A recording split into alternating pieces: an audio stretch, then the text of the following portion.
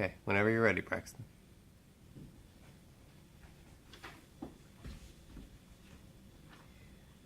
Miss Peru, do you realize that you have the facial characteristics of a cornet virtuoso?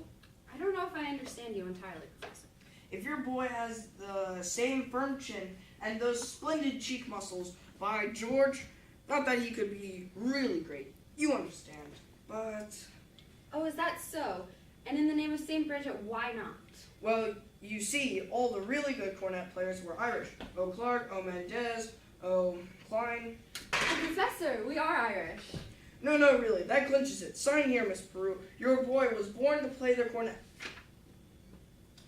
Fine. That will be $17 earnest money. Nothing more due until the first instrumental payable at the opening of practice day. Thank you. And of course, I'll need the boy's measurements for his band uniform. His uniform? Hello, son. I'll hold it there. Of course, his uniform. And there won't be a penny due until delivery, which gives him 4 weeks to enjoy, anticipate, to imagine, at no cost whatsoever. Never allow the demands of tomorrow to interfere with the pleasures and excitement of today. Would it have A stripe? Certainly, my boy, a wide red stripe on each side. What do you think of that? You'll have to excuse Winthrop, Professor. We can't get him to say 3 words a day, even to us. If you get him to play in that band of yours, you'll have St. Michael's own way with you. But if anybody can do it, I bet you can. Out of the crowd, I'd pick you for hood carrying, clay piping, smoking, shamrock wearing, harp playing, maneuvering, pinching, Terrace Hall, minstrel singing, Irishman. Be gob and be jabbers. Where are you from, you boy? Gary, Indiana. I knew it, Gary. Where'd you say? Gary, Indiana. In fact, Gary Conservatory was my alma mater. Is she now?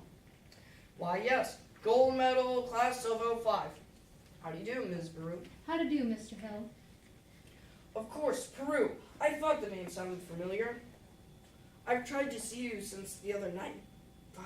You must have put Winthrop in a band. We're not interested, Mama. But Marion, the boy might have his father's musical gift. He does have my jaw, after all. Oh, your husband musical? Well, I'd like to have a talk with him. I'm sure we... Do you burst on everyone's home like this, prying into personal affairs? We're not interested. Marion. Well, that's 1 for and 1 against. Now, why don't we let the boy's father decide? The boy's father is dead. Anything else? No one. Sorry. But that's all the more reason why your brother should have something like this. My brother is a 10-year-old problem child who can't understand why his father was taken away. Would you care to explain that to him? He's been brooding about it for 2 years.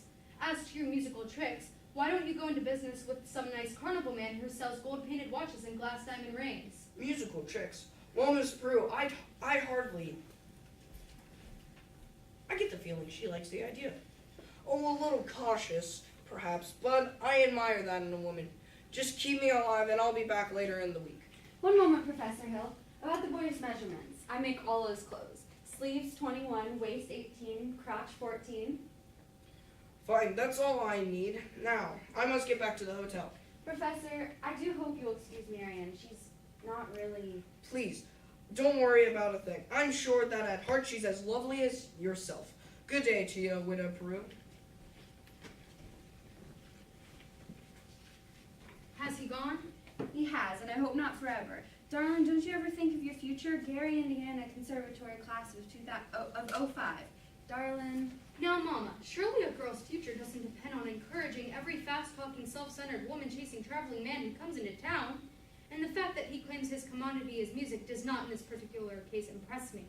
All right, darling, all right. Only it's a well-known principle that if you keep the flint in one drawer and the steel in the other, never strike much of a fire. Mama! Winthrop, I know you're there. Please go to the library and ask Miss Grubb to give you the book I set aside.